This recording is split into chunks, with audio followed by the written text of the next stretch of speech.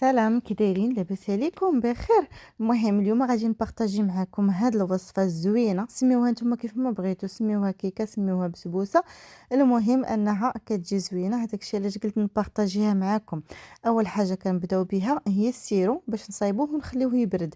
كنديروا كاس ديال سنيده، شرائح ديال الليمون ولا ديال المندرين. انا هنا درت المندرين، درت واحد المندرينه مقطعه. كنزيدو كاس ديال الماء، نفس العبار اللي كنعبروا به الكاس تاع السنيده كنعبروا به الكاس الماء. كنحركو هكذا شويه ونديروه فوق نار متوسطه. كيبدا كيدير لنا فقاعات بحال هكا، شويه كيوليو عندنا فقاعات هكذا كتارين. ملي كيوليو هكذا كتارين كنخليوه واحد دقيقه وكنطفيو عليه النار ونخليوه جانبا يبرد، لانه الا بغينا نديرو الكيك ولا البسبوسه كيخاص ديما السيرو يكون بارد والبسبوسه تكون سخونه.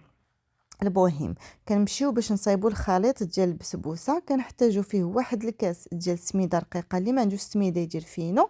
كنحتاج واحد الكاس تاع الفورس ونص كاس ديال الكوك. غادي نمشيو دابا غادي نديرو واحد الاناء غنديرو فيه 3 ديال البيضات، نص كاس تاع سنيده، وقبيصه ديال الملحه وساشي ديال الفاني.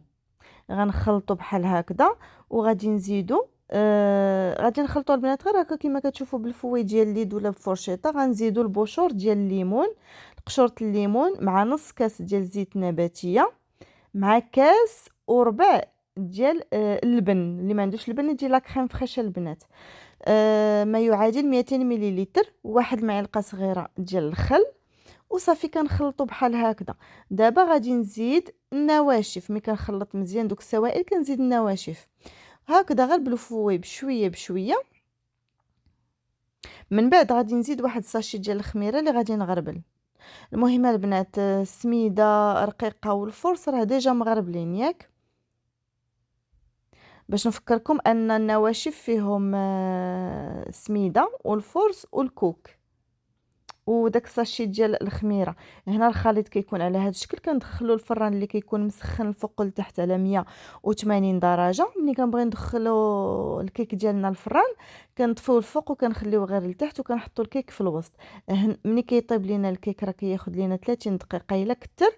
كنشعلو عليه الفوق نخليوه يتحمر.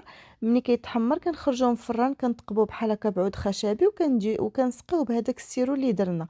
كنسقيوه بالسيرو كامل. المهم الناس اللي ما غاديش يبغيو السيرو ولا شي حاجه تقدروا تسقيو بالعصير ديال الليمون اللي كتسخنوه شويه مع واحد معلقه صغيره ديال السكر.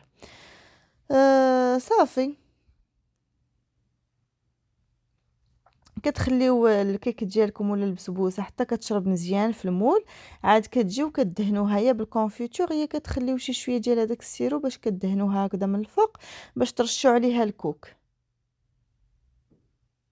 كتجي البنات واعره واعره، سورتو ملي كتبات راه كتولي رطبه.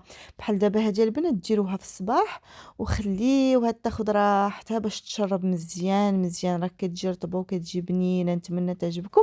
ما تنساونيش من لايك وبارطاج.